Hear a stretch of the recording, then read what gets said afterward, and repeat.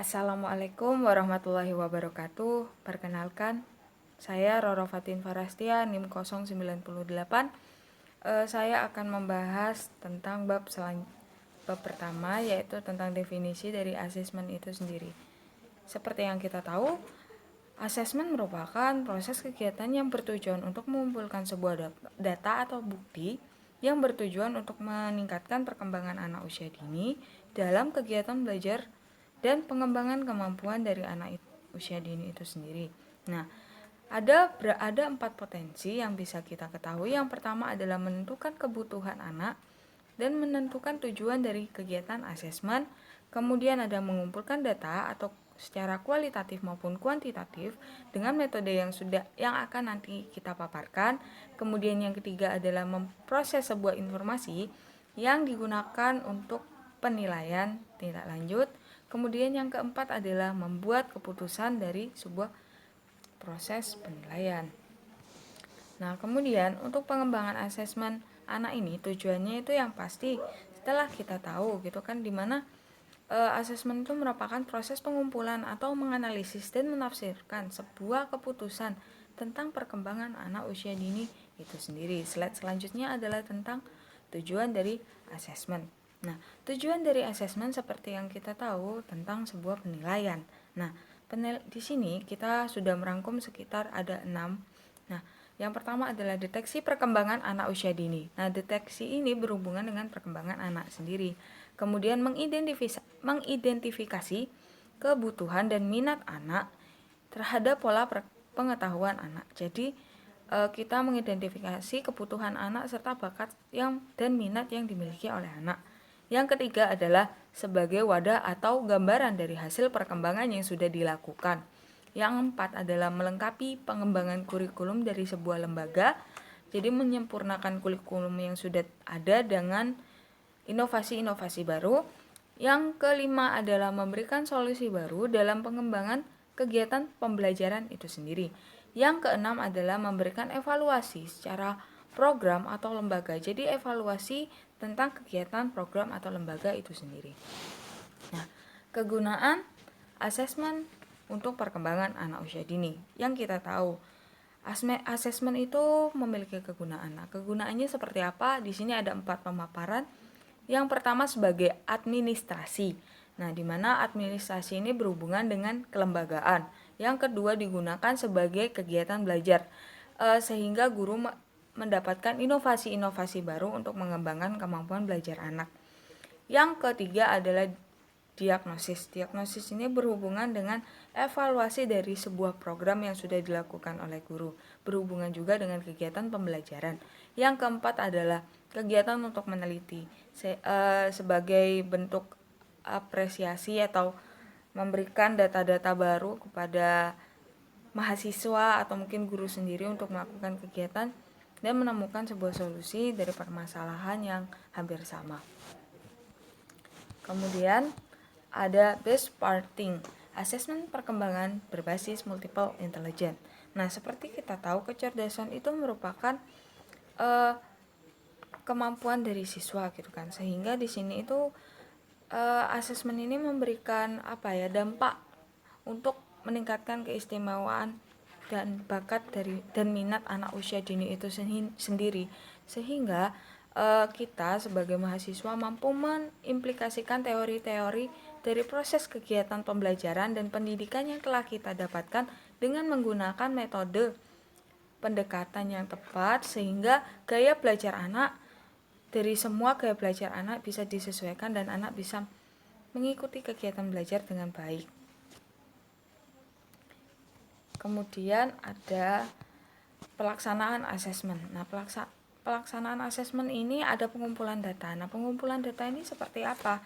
Nah, pengumpulan data ini berhubungan dengan 5. Nah, yang pertama adalah pengumpulan dengan pengamatan. Nah, di sini pengumpulan dengan pengamatan ini berhubungan dengan bisa dengan format terbuka yang di dalamnya berisi catatan-catatan secara objektif.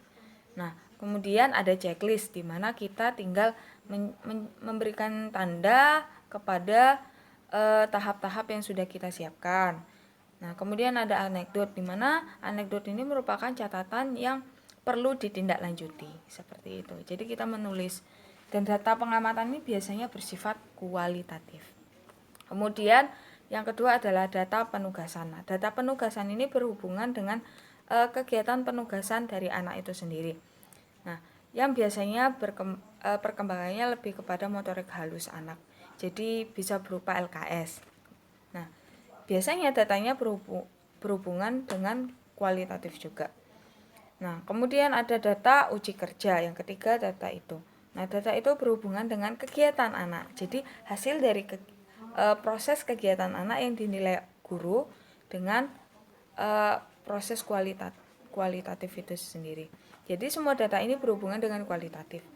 Kemudian ada pengumpulan data dengan hasil karya, di mana guru menilai hasil karya anak dari uji kerja yang sudah dilakukan. Jadi hasil karya anak dikumpulkan kemudian dijadikan portofolio. Kemudian ada data wawancara, pengumpulan data secara wawancara. Nah, pengumpulan data secara wawancara ini berhubungan antara kedekatan anak dengan kedekatan guru untuk memberikan stimulasi-stimulasi yang baru. Nah, yang selanjutnya cara menginterpretasikan hasil asesmen. Nah, pendidikan itu membutuhkan sebuah pengamatan dan teknik, Bang. Pengamatan itu seperti yang tadi saya sebutkan 5 itu tadi. Nah, sehingga diharapkan mampu memberikan efek baik kepada anak gitu kan. Nah, cara melaporkannya itu terdapat 5 juga. Yang pertama adalah pengumpulan data secara portofolio. Nah, di mana pengumpulan data secara portofolio ini terkait pemaparan laporan kepada orang tua dengan perkembangan selama mengikuti kegiatan proses belajar mengajar. Jadi semua hasil perkembangan anak dilakukan dan dilaporkan kepada orang tua. Yang kedua adalah verifikasi data. Nah, verifikasi data ini bertujuan untuk memastikan kelengkapan data yang nantinya akan dikembangkan dan diportofoliokan. Jadi ini kegiatan sebelum diportofoliokan. Nah, kemudian ada laporan asesmen perkembangan anak. Nah, di sini berhubungan dengan mengkomunikasikan laporan tersebut yang dipaparkan menjadi sebuah asumsi baik atau secara umum kemampuan-kemampuan anak kita beritahu kepada orang tua atau wali tentang kegiatan yang menonjol dari anak, kemudian perkembangan anak dan perkembangan yang perlu dioptimalkan oleh anak. Nah, sehingga kita harus memberikan kelebihan dan kekurangan dari anak itu sendiri. Nah, yang keempat adalah pengelolaan data. Nah, pengelolaan data ini yang berkaitan dengan menghasilkan sebuah data berupa kualitatif maupun kuantitatif, di mana anak mampu memberikan pemahaman atau laporan-laporan berupa deskriptif dan kuantitatif yang berhubungan dengan angka, sehingga dengan memberikan angka itu memberikan apresiasi lebih dan positif kepada orang tua. Nah, yang kelima ini adalah penafsiran data. Nah, penafsiran data ini berhubungan dengan pengelolaan secara kuantitatif. Nah, ini merupakan sebuah gambaran atau pemaparan data yang diasesmenkan oleh guru. Nah, dengan catatan data ini tidak boleh dilebih-lebihkan. Kemudian harus disesuaikan dengan kondisi dan keefektifan proses pembelajaran, serta teknik-teknik yang tadi saya sudah paparkan. Kemudian metodenya harus disesuaikan dengan sasaran perkembangan anak usia dini. Nah, yang selanjutnya adalah pengamatan harus teliti. Jadi sebagai guru kita harus teliti dalam menafsirkan data. Sekian presentasi dari saya, akan dilanjutkan oleh teman saya. Dipersilahkan. Assalamualaikum warahmatullahi wabarakatuh. Saya Hibatur Rahmaniyah NIM 078 akan menjelaskan tentang pelaksanaan puncak tema. Nah, puncak tema di sini biasanya itu dilaksanakan pada akhir bulan atau bisa juga pada akhir semester. Nah, di sini contohnya kita mengambil dengan tema acara Hari Keluarga dengan subtema ceria bersama keluarga. Nah, di sini poin pertama latar belakangnya itu yaitu setelah tema tentang keluarga itu dilaksanakan selama 4 minggu, berarti kan puncak temanya itu ada di akhir bulan kan. 4 minggu itu kan berarti 1 bulan. Nah, maka sebagai puncaknya perlu dilakukan kegiatan yang dapat menyatukan berbagai keterampilan yang telah didapat oleh anak.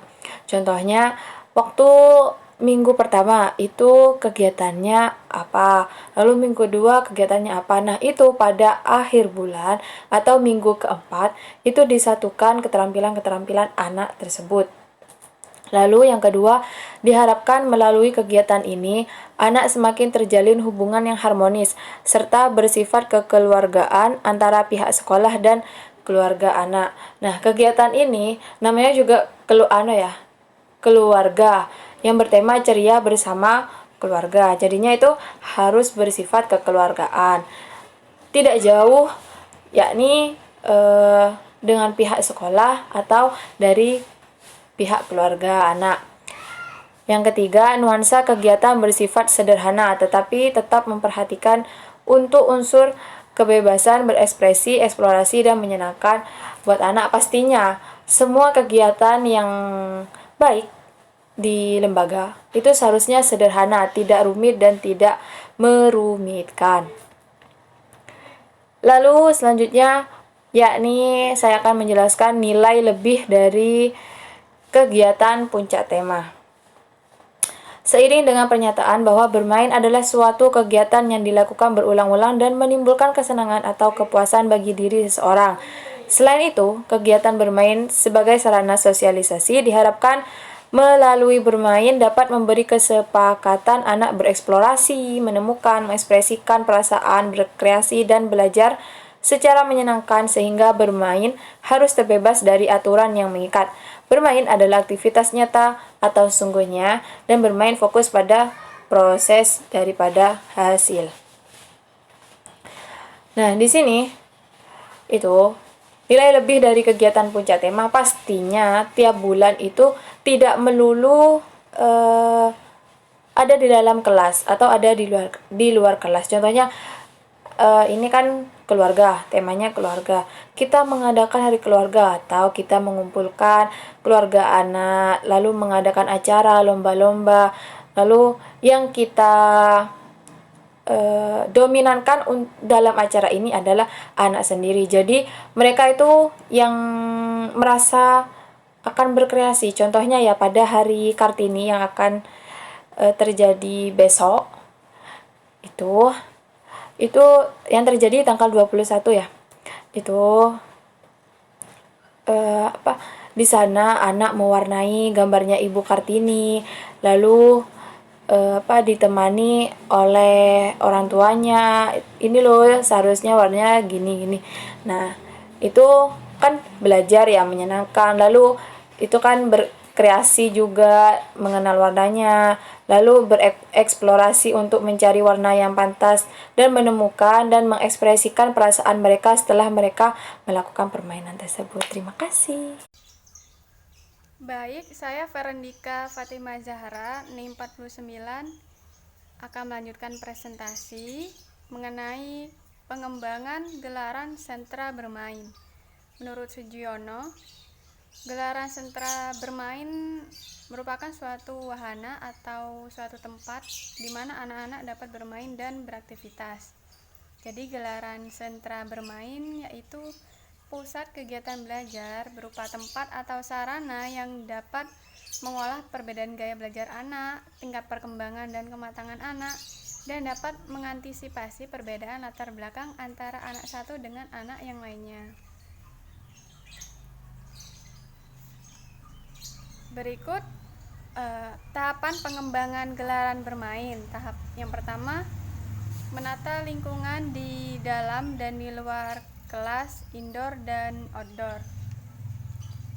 Di tahap 1 ini, pertimbangan yang perlu dipikirkan guru sebelum membuat gelaran sentra yaitu melihat apakah lembaga mempunyai ruang belajar di dalam dan berapa meter lebarnya. Kemudian melihat apakah lembaga mempunyai lahan di luar kelas yang dapat dimanfaatkan untuk menggelar sentra. Kemudian, apabila lahan sempit atau bahkan tidak memiliki lahan yang cukup luas, guru perlu melihat apakah ada halaman kantor kelurahan, atau RW atau lapangan atau lahan kosong milik warga yang dapat dimanfaatkan tentunya dengan seizin pemilik. Selanjutnya, tahap 2, merancang kegiatan bermain dan menyiapkan alat permainan edukatif. Setelah gelaran sentra disiapkan, selanjutnya yaitu memikirkan jenis sentra yang akan dibuka seperti sentra musik, balok, sentra bermain, sentra seni, dan sebagainya. Jenis gelaran sentra yang akan dibuka harus mengacu pada rencana pembelajaran yang telah disusun, baik perencanaan bulanan, mingguan, dan harian. Mempertimbangkan tema yang telah dibuat dan jenis kegiatan bermain yang nantinya akan dilakukan oleh anak. Yang terakhir, cermati jumlah APE yang tersedia dengan jumlah anak. Kemudian yang ke tahap 3, menciptakan interaksi edukatif multi arah. Interaksi ditunjukkan oleh guru dan anak serta orang-orang yang terdapat pada lembaga tersebut. Sesuai dengan ciri pembelajaran sentra, kegiatan harus yang pertama, learning by doing. Pembelajaran harus dilakukan secara langsung oleh anak. Kelima, indera anak juga harus terlibat langsung, sehingga anak akan memperoleh pengetahuan dari interaksinya dengan lingkungan secara langsung. Yang kedua, learning by stimulation. Di sini pembelajaran yang menekankan pada stimulasi perkembangan anak secara bertahap. Artinya, pembelajaran anak dilaksanakan sesuai dengan tahap perkembangan anak. Kemudian yang ketiga, learning by modeling. Pembelajaran sentra menggunakan orang dewasa dan anak yang perkembangannya lebih berkembang.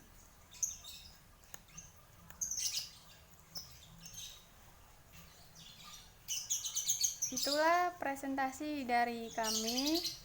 Mohon maaf apabila ada kesalahan kata yang tidak sengaja. Sekian presentasi dari kami. Wassalamualaikum warahmatullahi wabarakatuh.